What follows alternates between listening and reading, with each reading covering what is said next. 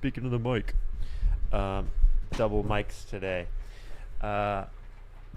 Didn't quite work out how to do this with a Google Meet, but basically we've got a guest here.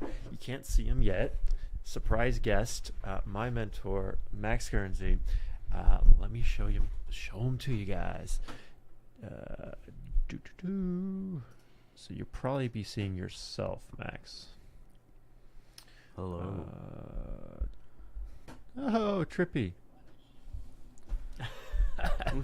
All right, so it's a funky view, but just to introduce you real quick before we dive in, and then I'll just share the desktop. But I wanted to welcome you and say, obviously you've done some Unity in the past, and I think the way you do it is awesome and probably super advanced.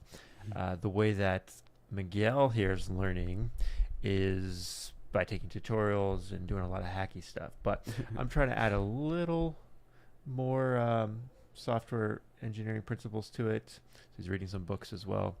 But basically what we want to get out of this session is have you take a look at a project we're working on and give some design feedback and just be like, yeah, I wouldn't do it that way. That's stupid. But so that's the expectations. Is there anything you wanted to promote or anything as well? I don't know how much you want to share, but we could also... Okay. All right. Well, if you think of something that you want to share at the end or whatever, we can do that as well. But I'm going to switch over to this screen because people are probably like, what am I looking at? And just to confirm... I am sharing the right thing. Yeah, I'm sharing the right thing. Okay, so they can see Miguel and I, but they cannot see you. So feel free to pick your nose or whatever. All right. Yeah, there you go. Okay, so let me just quickly walk you through the concept of the game. Actually, Miguel, why don't you walk them through? What? Yeah, walk them through. Come on, don't be shy. Okay. Can I play it? Yeah. Okay. So you can see this, right, Max? It's our game in Unity. Okay. Pseudo Paradox. What can I say?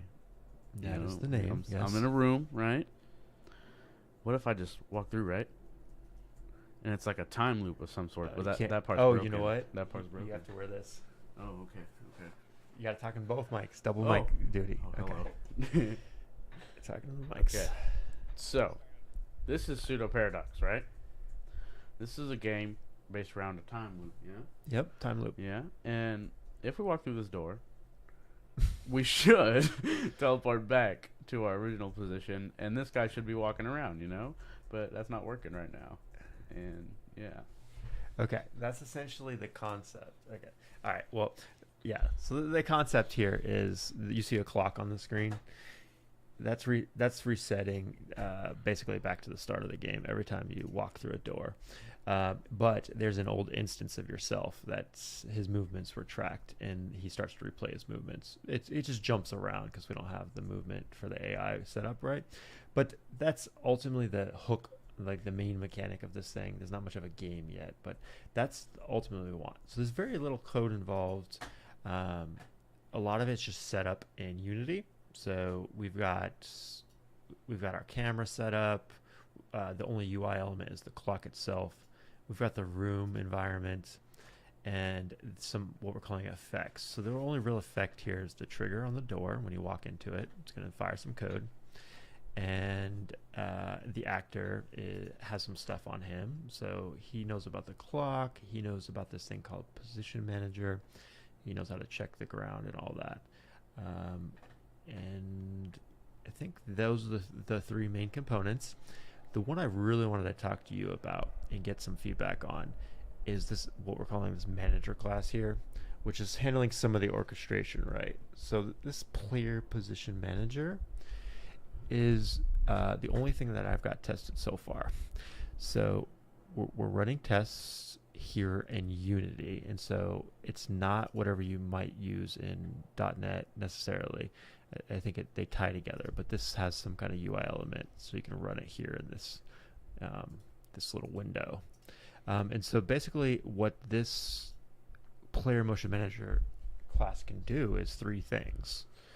It's a little small there, but it's saying when player motion manager is created, then it's got default properties set. I know, vague, not really saying much, but it does manage some state. Basically, is what it's saying. When save time travel called, so then the time travel is saved. Again, it's just orchestrating the saving of the time, and then when you store position called, then the position is saved. So that's the thing that's recording the past movements so that it can be replayed. So it kind of is doing a few different things, but it's managing state, right? And then it's used everywhere. It's used in 3 different places. So if we look at our project, this player position manager class is on 3 elements: the door trigger, the third person movement script, and the AI's variant movement script. So part of this is a result of Unity needing to, like, the way we're going back between Unity and then our code. So like we're writing this using extending mono behavior, for example, and we have these public properties that will show up in the Unity editor. And I just wanted you to talk a bit about how I think you did it, which is different. I don't think you maybe use the editor as much, right?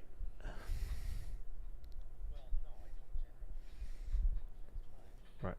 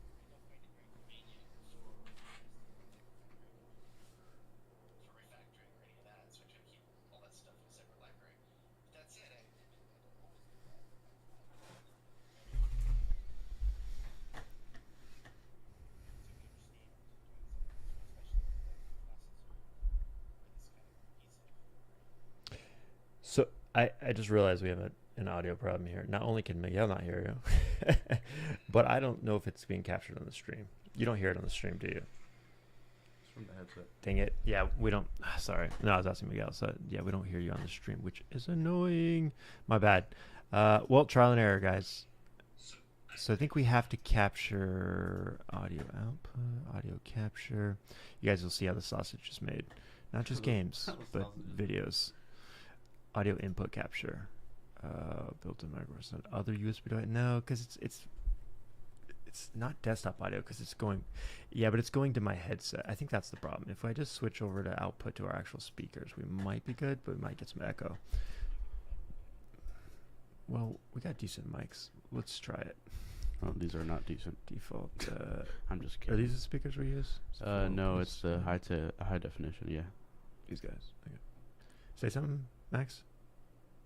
Okay, I'm seeing something now. Yeah, Okay. A bit quiet, but I think you can turn it up. because we have a very sensitive microphone set, we might be good. All right. Right. I hear myself. Oh. He's not using these mics. He's using yours. Damn it. There it is. Oh, What yeah. now? I don't hear myself now. Does anybody else hear me? I hear you. There Yes. it is. Okay. We just Miguel? turned you down a bit. Yeah. All right. So go ahead and talk. I'll check the stream. All right. Sorry, but basically what we were asking was how do you relate your code to the Unity editor? So generally speaking, I try to keep everything I want to do code-wise completely separate, right? So going back to the conversations we had about this what seems like long ago now. If I'm building a game, I will often try to model it such that I could play it like in a console app, right? Like, and I mean, in a command line app, and just see how the various interactions work. That makes less and less sense the more you start to leverage Unity's built-in functionality, like walking around and making the model look like a person and that kind of stuff, walk like a person. So I have built things kind of the more traditional Unity way. I was building a physics engine recently that kind of worked that way, where I gave it a very typical Unity looking interface, and then tested everything in play mode tests, which for a physics engine, kind of makes Play mode sense. tests. Right? Is that what you think we're using here? Play mode tests? Is that what I don't know. I can't see. It's too small. You're either doing play mode or editor mode, right? Yeah, it says yeah, play mode, exactly. play mode, right? And then this is Yeah. editor mode. So you did end up using these kind of tests for the physics stuff? I have, yeah, for a physics engine, right? I Okay. mean, you can see why that makes sense, right? Yeah. So it's not like I'm adamantly against it. A lot of why I shied away from it so long ago is that the test runner and the test infrastructure was infantile back then, and it's a lot better now. It's Broken. it's not as good as a primary IDE, but it's good. It's above the good bad threshold now. So yeah, that's cool. What specifically did you want to talk about that player manager? You said you have a test for it. It's used everywhere. Yeah. What does it actually do? Can we see the? Yeah. So this is it. This is the player position manager here. Yeah. This is All it. Yeah. So like again, it's used everywhere, but it sounds like there's going to be an element of that in just Unity in general, of sharing like state across different components, like drag and drop components or prefabs or whatever. But this also is just probably me just not having good design. Well, but so what would you like to do? Would you like what's the reason? Can I look at one of the places it's used again? yeah. So let's go to the third person player, right? So obviously, and I'm kind of, as I'm saying it, I'm kind of seeing part of the problem, but basically I'm using it for two different things possibly. But the way it's used here is to store the position, right? So every time you update the character movement, you need to store your new position. Kind of makes sense. And it uses the clock time to store, by the way, just because it's a time travel game and we want the key to be the time or whatever. Okay. But I don't know if we ever read it. Yeah, so we don't really read it back here. We have a version of this script that the AI will run. So that's this one, the variant movement. And it's basically pulling out of that dictionary, which comes from what we're calling the time machine that lives in the player position manager. So there's the updating, like saving the position and then updating the position. And then the kind of odd case, odd man out, probably is the door trigger. So where that uses it is, where is it? You see it, Miguel? Create player clone is in there, or This guy here. Yeah, so he's doing this to trigger an event, basically saying, hey, you've now time traveled, so we want to stop recording the positions in that one bucket for that previous journey through time, and we want to create a brand new instance. And so there's this time travel event, right? But it smells to me as if it's doing too much. What are your intuition telling you? Well, okay.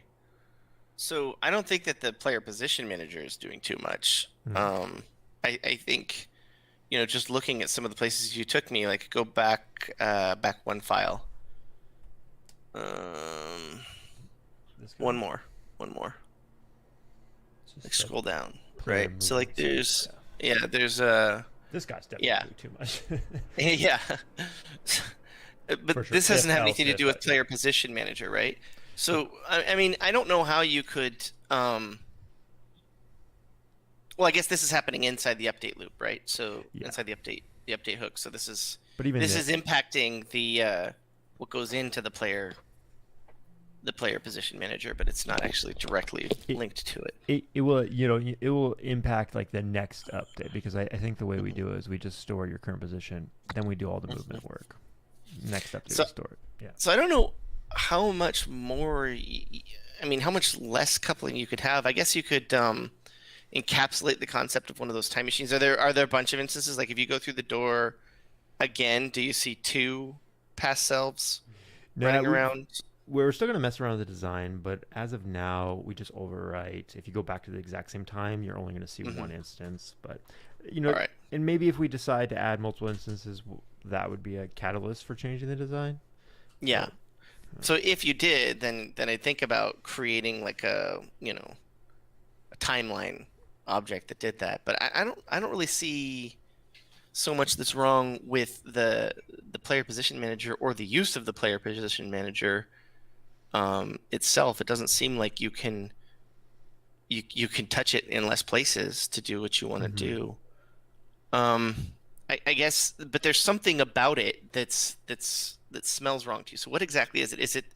Is it like that you wish you could mock it out when you're testing those other classes, or what is it that's really so under your skin here? That might be a nice way to figure out what's bugging me about it. So right now I've only tested the player position manager itself, and even if you see those tests, like they don't really tell you, like this just seems like an orchestration object. It doesn't really have, like, I don't know, it's hard to put it in terms that the user cares about. It's like, okay, you've time traveled, but I don't know, even that doesn't quite make sense. Yeah. But so there you go, though. Writing tests for the trigger, or start writing tests for the player movement, maybe. Or maybe you're writing even bigger tests, like given I was in the back left corner of the room, or the southeast corner of the room at 1 minute 30 seconds, and I've time traveled when I'm at the 1 minute 30 second mark, then I see myself in the southeast corner of the room, or something like that, right? Right. So like big, that tell a story about the game itself. And then those will start to exert pressure on the overall design. I mean, it's not that you don't want these kind of smaller grain tests, so much as that you do want the wider grain tests. Yeah. I guess that's the thing I want to work out in the design, and maybe we just don't have enough like features here to really see what the design should be. But is the time travel, like the timeline, potentially some kind of timeline representation in code? I don't, other than just having this dictionary, that stores the positions at different times and for different instances.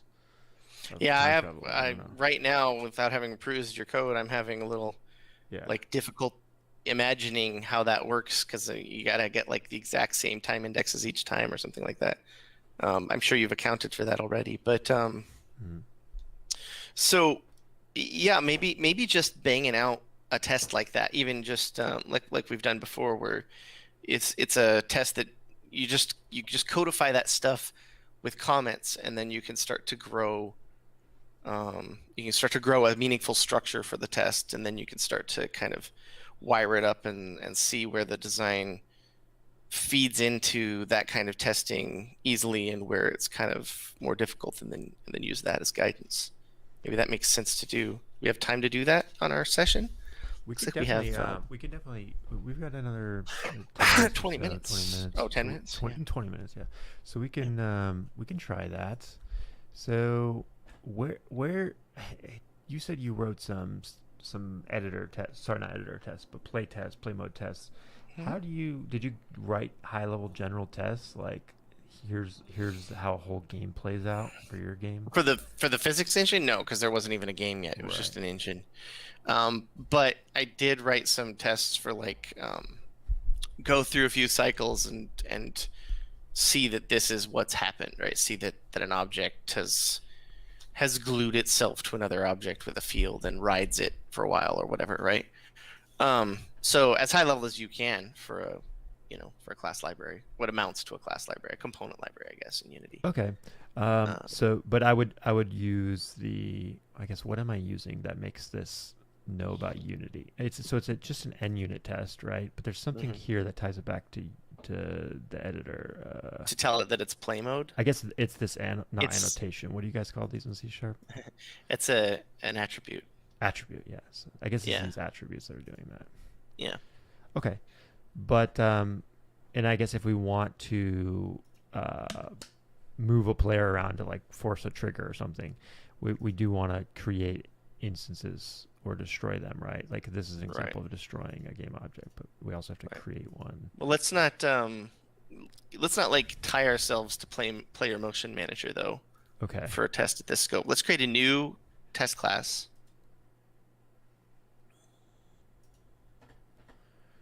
All right. Does it have to be NUnit? It can just be empty file or...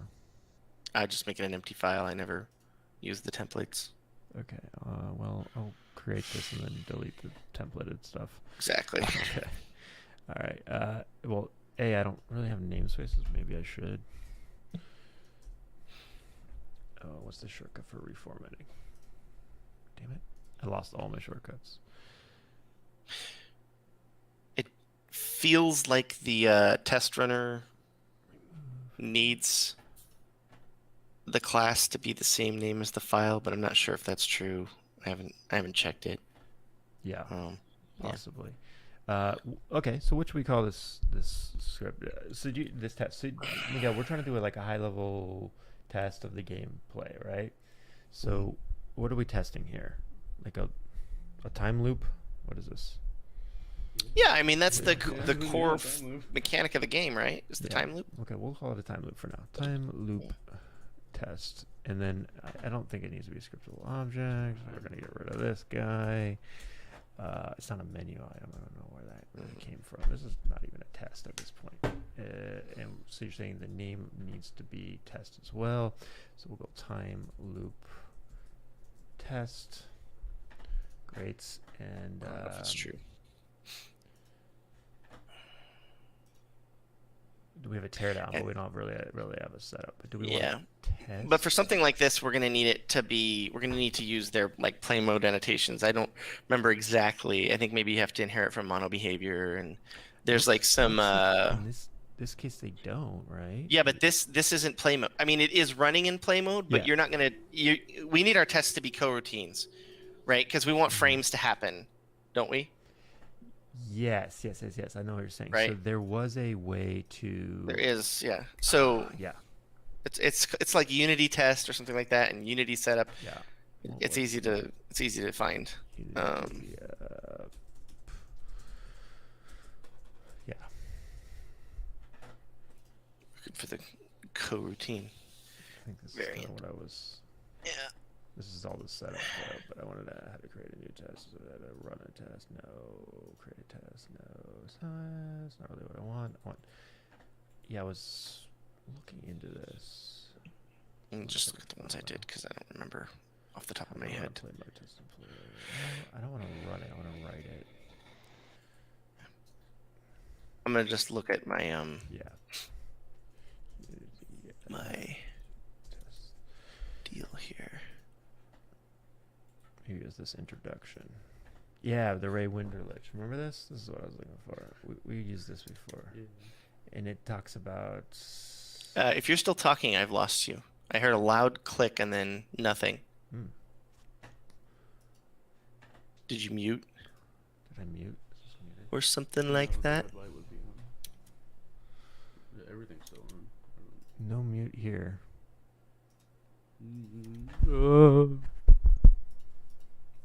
It's this guy, right? Yeah. Oh, wait. Does this work? Oh, sick. Hey, can you hear us now? I can hear you. Oh, we can use this mic. Dang. I didn't see it in the selection before. Okay, cool. Check out some basic movement in No, I Unity. don't want to watch your YouTube video, dude. All right. Who makes YouTube videos? So cringe. Yeah, who does that? That's crazy. Just kidding. All right. I'm looking at this. You can't see. Oh, you can't see my screen, I think. So yeah, I used this before, right? Winderlich. This is all the setup stuff. But this guy here, he tests it. So he has a way to find an object he wants to instantiate. But then this is the yield for the async stuff. Yeah. Is that what we want? Unity. I'm not looking at your screen. It's like this. Yes, it's like this, and then you need to. I'm opening up my old code here. You do need to inherit something, I think. Let me open it up real quick. I have a class called Play Mode Test Base, and it does not inherit anything. Yes, we don't need to inherit anything, but we do need to use like Unity Setup and Unity Teardown and Unity Test, and have it return an IEnumerator to get it to be a coroutine. Okay. So here's what we'll do.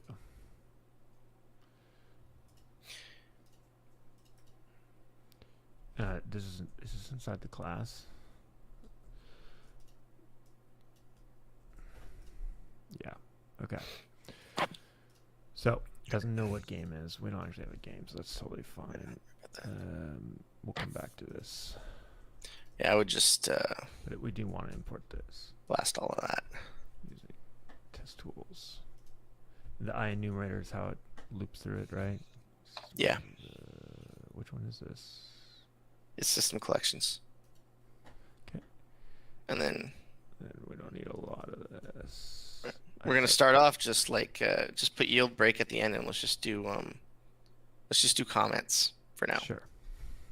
Because the thing that's What do you mean? hardest about this is really codifying kind of the story you want to tell in the first place, right?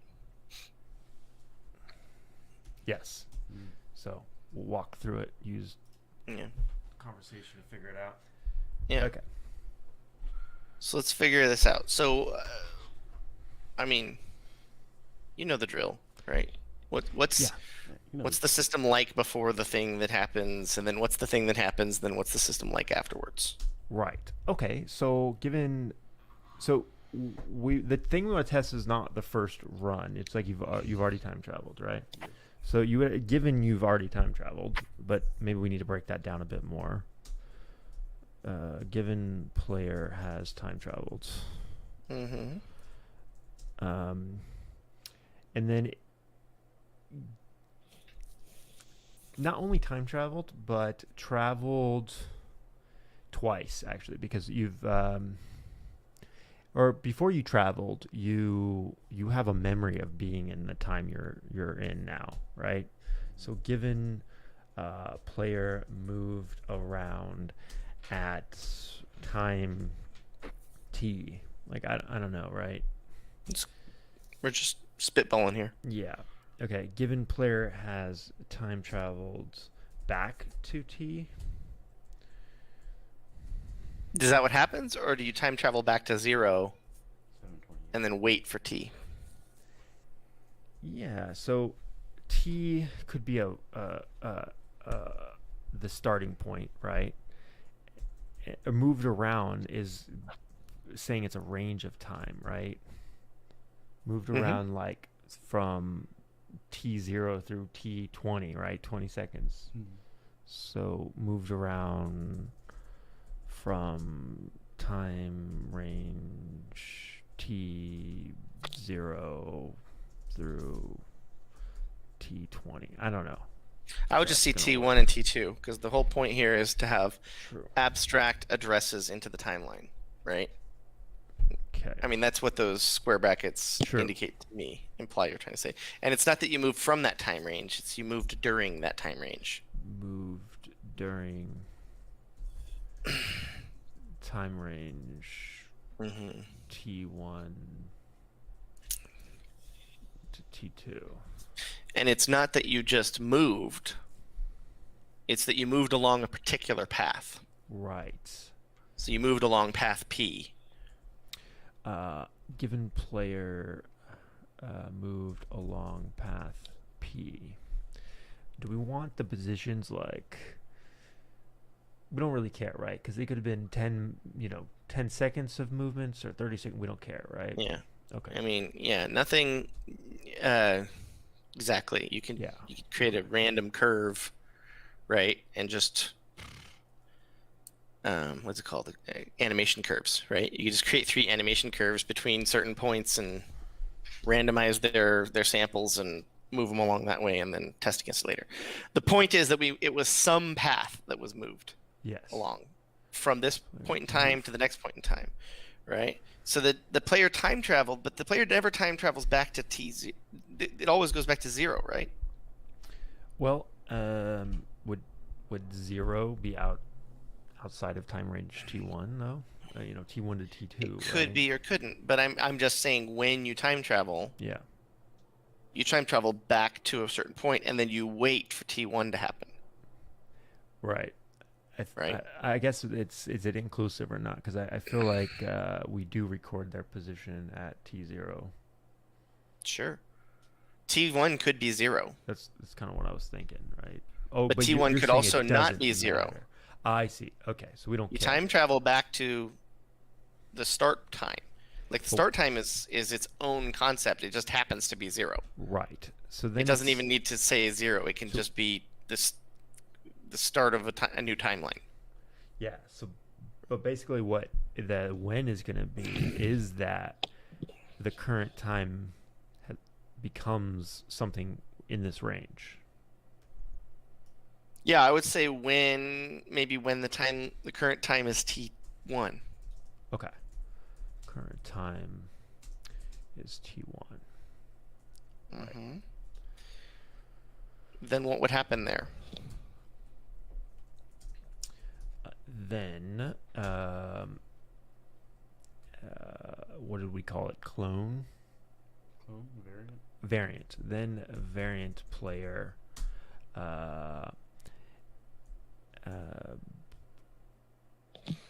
is at position, is on path. That's a detail. Yeah, then variant player exists. The hint is in the given. Because the point of this is that that your variant repeats your actions in the previous timeline, right? Yes.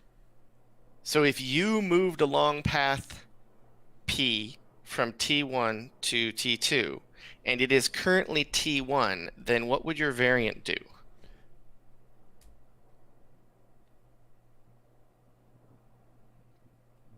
If it's T1, okay, so if it's T1, it's not that to me. My answer is that he just exists at the start of the path, but because no time is passing, it's just he's here. Mm-hmm. But if we want to check that he's moving along the path, would our when be different? It might be, but let's just see if we can get a then that characterizes the path down for now. So then variant player is on. See, where though? Where at P? Right. So it would be at the start of P, At the start. if that's what we want to say. But I would go further. I would say then variant player moves along path P, ending at T2. And maybe even goes further and say then variant player moves along path P during time range T1 to T2. And then we might rethink our middle givens and whens.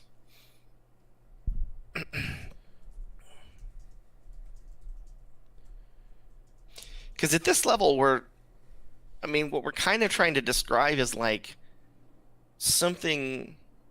I'm just kind of ruminating here, right? But something that our target audience might explain to someone else in our target audience who hasn't played the game that they think is cool, right? Mm-hmm. So like, I don't know what age range you're looking for, but I mean, if I imagined like my son or daughter talking about a game, I would expect them to say, if you move this way and then you time travel, then there's another you that moves this way, even though you're not doing anything. It's doing what you already did, but not, you know what I mean? Yeah, Like that's what we want to say here. Right. So it might be something as simple as given player moved along path P during from time T1 to time T2. When you time travel, then variant player moves along path P. I like from that T1 better. to T2. So we're Right? not specifying a moment in time. We're Yeah, specifying and that an action occurred and then the game played out. Right. And that's what we do, right? We get something down and then we look at it and we refine it until we get something we really like. So now let's start again. Let's leave that there and just go below it and do a new one that's more along the lines of what I said. Mm-hmm. Well, it's pretty much the same first one. It is the same, for sure.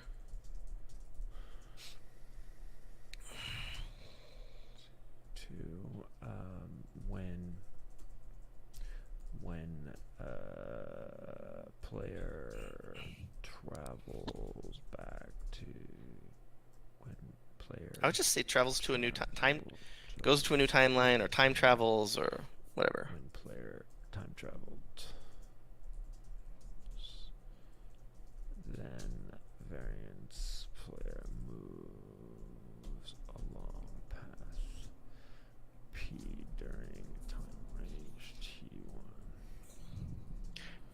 Now, just a quick note on this once we get it done.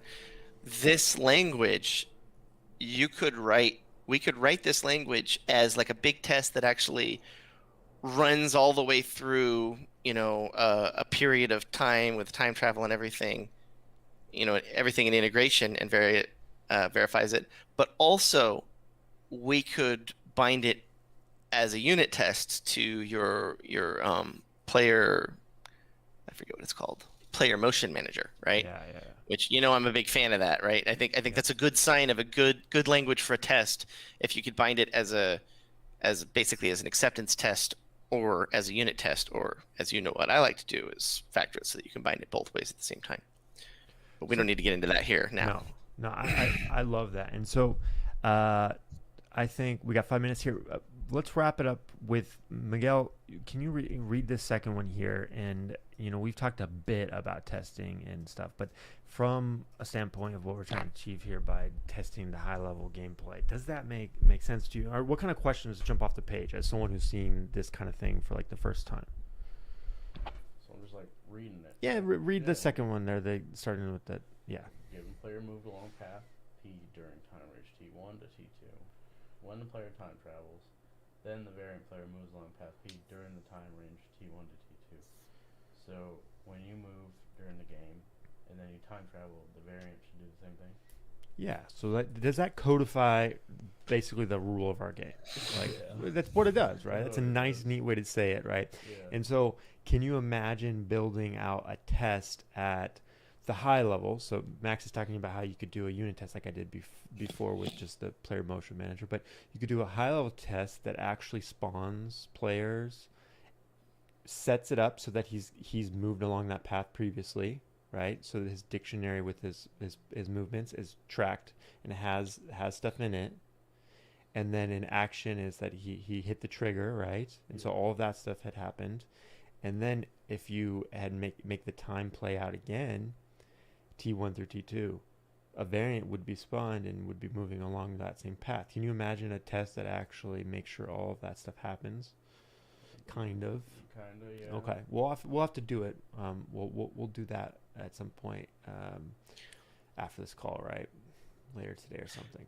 Yeah. And I hope you record it when you do, because there's like a whole process, right? Where the process, but it'd be nice to record it for your audience, right? Is you take this text, you literally take this text and you start to convert it to code, right? So you don't try to you don't write the body of the things, you just write method calls that describe the same thing, and then you drill in and fill that out. You just repeat that process using what used to be called top-down programming and now is sometimes called programming by intention.